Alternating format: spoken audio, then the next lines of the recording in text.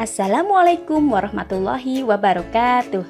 Hai teman-teman, semangat pagi. Tetap semangat belajar dari rumah ya.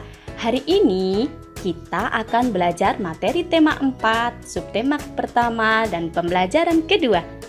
Materi pembelajaran yang akan kita pelajari kali ini meliputi: pertama, bagaimana sistem peredaran darah pada burung.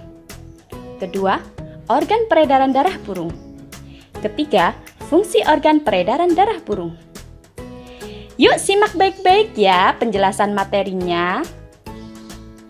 Secara umum, sistem peredaran darah pada hewan dibagi dua bagian. Ada peredaran darah terbuka dan tertutup. Pada sistem peredaran darah terbuka, tekanan darah yang dihasilkan dari kontraksi jantung cukup rendah. Oleh karena itu, sari makanan yang terdorong akan mengalir lebih lambat. Contoh sistem peredaran darah terbuka terdapat pada cacing dan serangga seperti belalang. Sedangkan sistem peredaran darah tertutup, jantung akan memompa darah secara terus-menerus, sehingga tekanan yang didapatkan tetap stabil.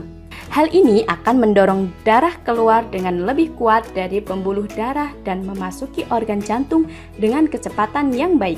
Hewan yang memiliki sistem peredaran darah tertutup adalah kelompok vertebrata. Contohnya katak, ikan, reptil, dan burung. Nah, pada prinsipnya, sistem peredaran darah hewan, terutama hewan vertebrata, sama seperti manusia. Pada peredaran darah kecil, darah yang kaya karbon dioksida di dalam bilik kanan dipompa jantung menuju paru-paru. Di dalam paru-paru, karbon dioksida dilepas dan oksigen diikat. Kemudian, darah di paru-paru yang sudah kaya oksigen kembali ke jantung melalui serambi kiri. Pada peredaran darah besar, darah kaya oksigen di dalam bilik kiri dipompa jantung ke seluruh tubuh melalui aorta. Di sel-sel tubuh, oksigen dibebaskan dan karbon dioksida diikat.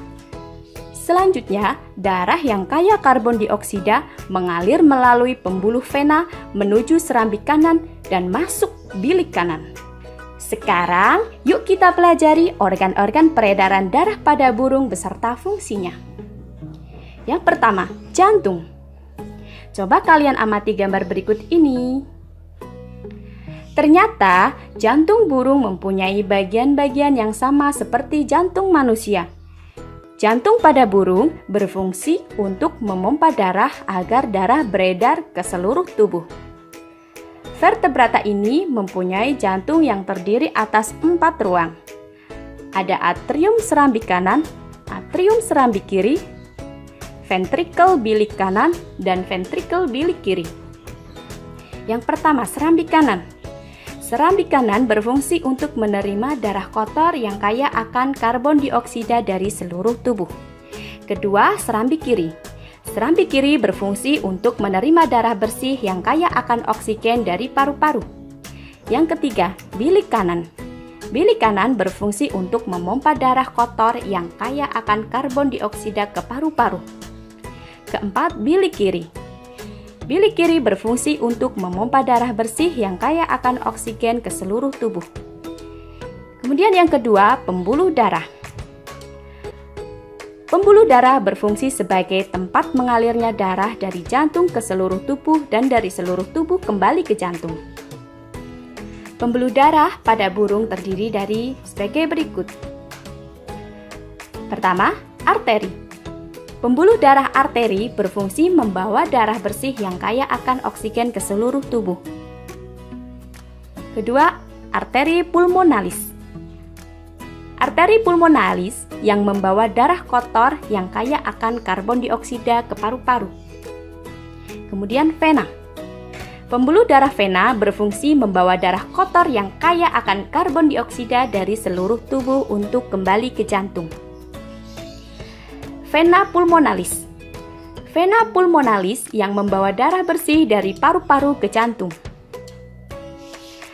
Pembuluh kapiler. Pembuluh kapiler menjadi penghubung antara cabang pembuluh nadi dan pembuluh balik yang terkecil ke sel-sel tubuh. Kemudian yang ketiga, paru-paru.